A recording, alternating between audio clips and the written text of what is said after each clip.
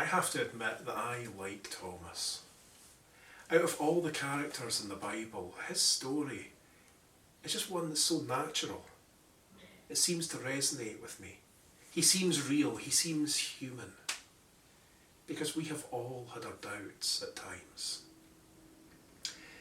We heard from Thomas only a few weeks ago, in the story of Lazarus, when faced with the prospect of going back to an area where the people tried to stone Jesus.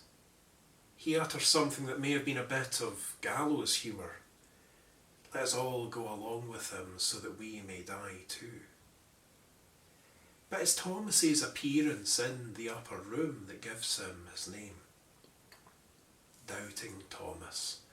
I can't really blame him for his doubts. He's seen Jesus arrested and executed. All his life, he has been told that death is the end. Game over, no coming back, no second chances, no respawning, you're dead. Now we don't know where Thomas was that first time Jesus appeared to his disciples.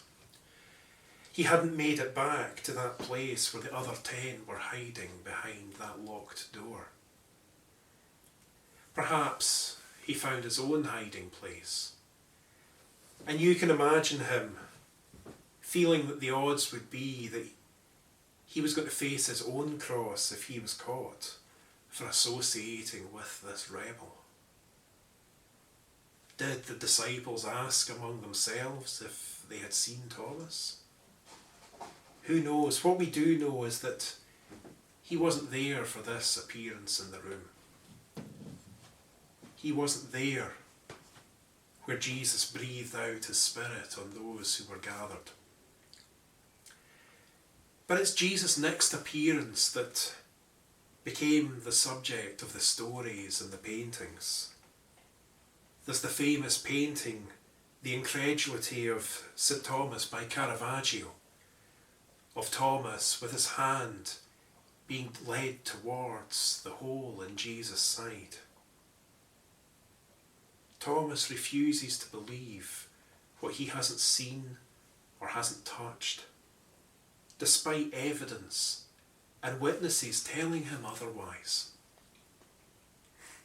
Now I know the world is round and it's a nice, bright, sunny day out there. I've seen the sun traverse the sky. I've heard accounts of those who've left the Earth's orbit, travelled to the moon, seen the Earth circular and round. I even worked for a satellite TV company at one point, and if it wasn't for a round Earth, the satellites would have fallen from the sky.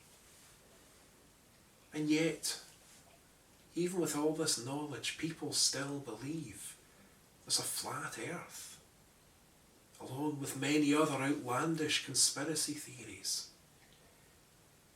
In the face of overwhelming evidence, people deny climate change.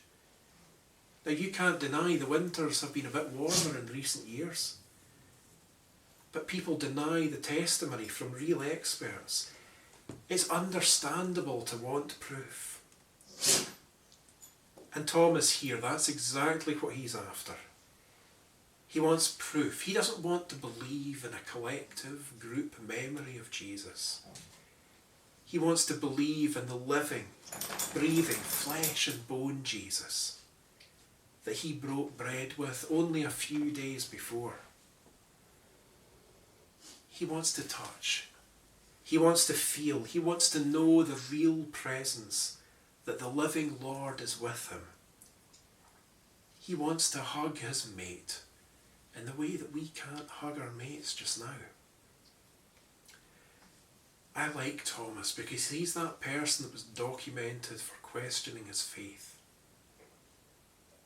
Yet he was there for the miracles, the healings, and he was there when Lazarus got up, came out of his own tomb.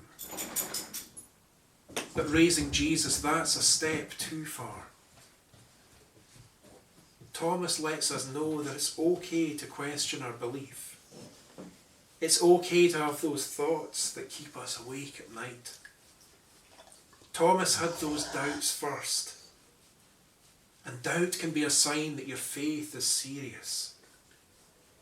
Doubt can mean that you are asking the hard questions of yourself and of God. But faith is a matter of trust. And in the same way that Thomas went along with his 10 friends to another locked room, trusting that this was not some sort of cruel joke, rather than running away, we too can seek to explore our relationship with God. Our faith is not just in the pages of some old, dusty book, but instead it's a living experience, a lifelong journey that we're on. And it's up to us to trust God wherever he's going to lead us. Now, Thomas didn't stop his own faith journey. Oh no. According to some accounts, his journeys took him to India, spreading the gospel as he went. So may you take the time to reflect on your own faith journey and the people and events who've brought you this far. And may you be open to life-changing presence of Christ, walking with you wherever you are. Amen.